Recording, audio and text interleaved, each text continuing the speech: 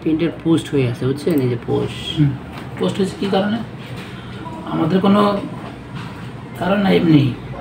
এই সলিউশনটা কি করা যায়,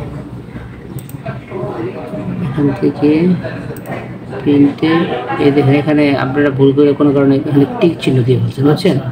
এখানে টিকটা উঠাই দেবেন, আশা করি প্রবলেম সলভ হয়ে যাবে। ঠিক আছে, টিকটা উঠাই দিচ্ছি, এখান থেকে পোস্ট চলে গেছে। এখন সব কিছুই ঠিক আছে। এখন আমরা যদি প্রিন্ট দিই, উইন্ডোজ আর